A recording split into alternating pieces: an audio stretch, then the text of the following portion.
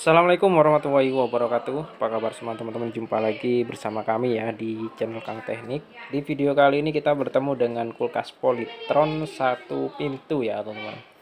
Dan untuk kasus kerusakannya itu kulkas ini bisa dingin, cuman tidak bisa beku ya. Nah kurang lebihnya keluarnya seperti itu. Dan di sini setelah saya lihat, nah hampir sama ya seperti konten yang kemarin, cuman kerusakannya ini berbeda ya teman-teman. Nah seperti yang kalian lihat ya, pada bagian ini ditaruh es ya, itu yang hanya beku hanya sedikit saja ya teman-teman. Nah ini informasinya itu udah lebih dari seminggu ya.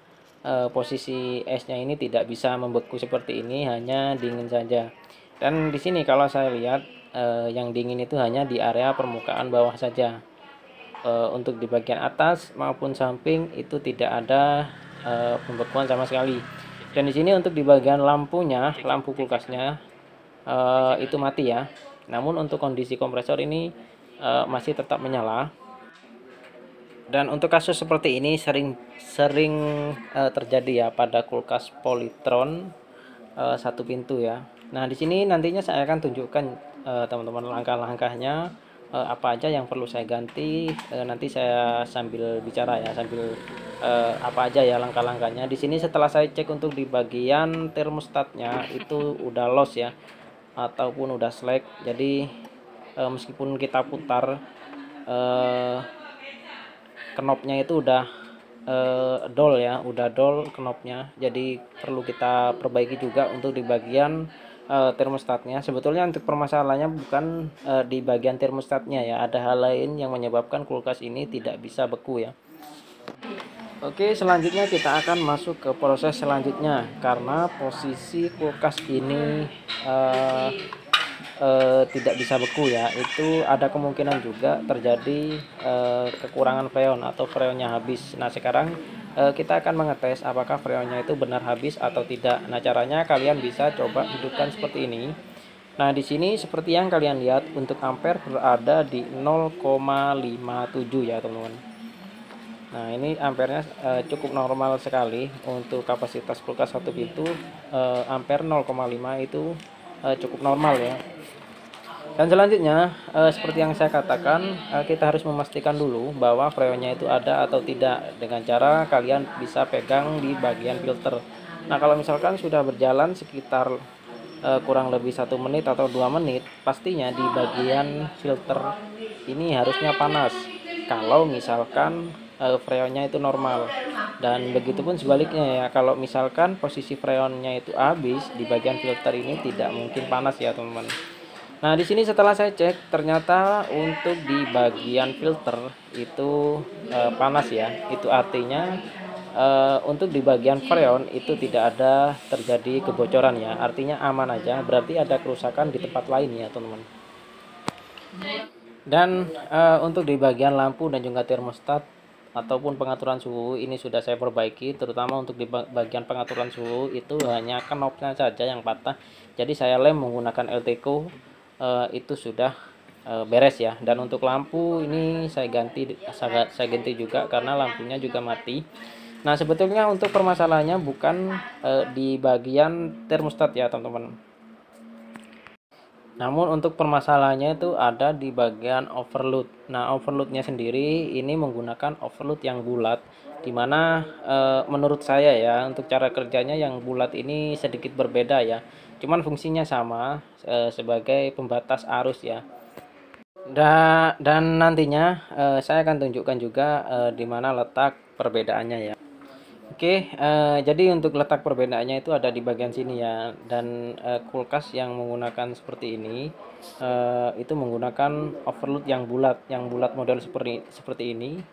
Dan juga memang untuk fungsinya sama ya teman-teman, sebagai penahan beban lebih atau ampere yang terlalu tinggi. Namun ada juga untuk yang bulat ini juga berfungsi sebagai lain teman-teman.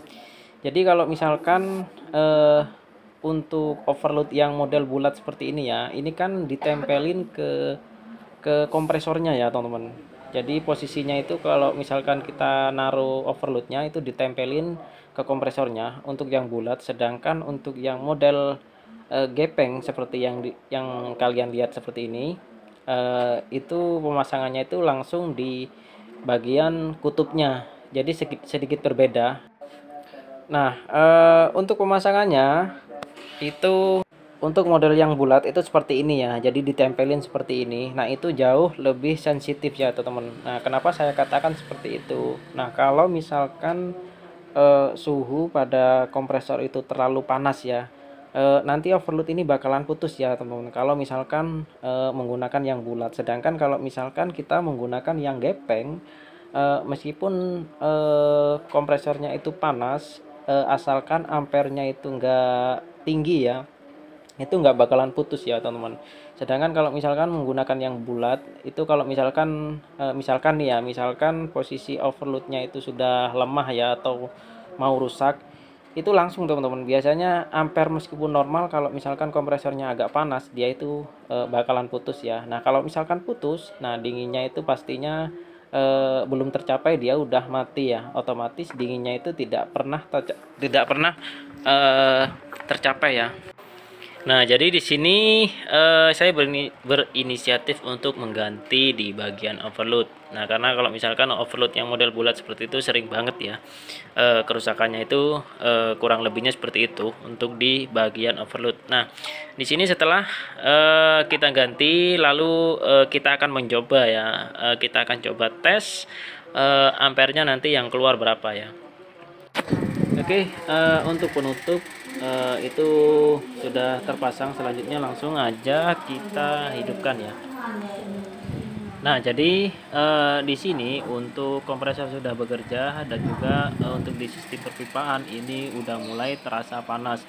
Nah, dari cara perbaiki seperti ini, mungkin nanti ada pertanyaan seperti ini ya, Bang, kalau misalkan panas apakah kompresornya protek, Bang? Nah, sebetulnya kalau menurut saya ya, kalau misalkan posisi ampernya itu masih aman-aman aja ya, selama ampere itu tidak tinggi, kompresor itu nggak bakalan mati ya teman-teman, asalkan jangan terlalu over ya, untuk panasnya itu jangan terlalu over.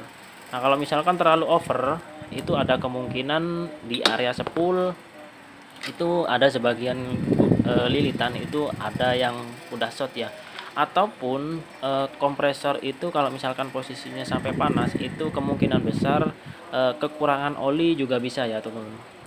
Nah, jadi untuk kesimpulannya seperti itu. Jadi untuk kerusakan pada kulkas Polytron satu pintu ini hanya di bagian overload saja. Nah, kalau misalkan sudah diganti overload seperti ini, itu pasti sudah berhasil ya.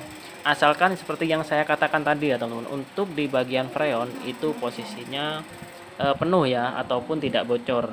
Nah, jadi untuk langkah-langkahnya kalian bisa tiru, kalian bisa praktekin di rumah kalian. Kalau misalkan menggunakan overload seperti ini, kalian bisa ganti aja.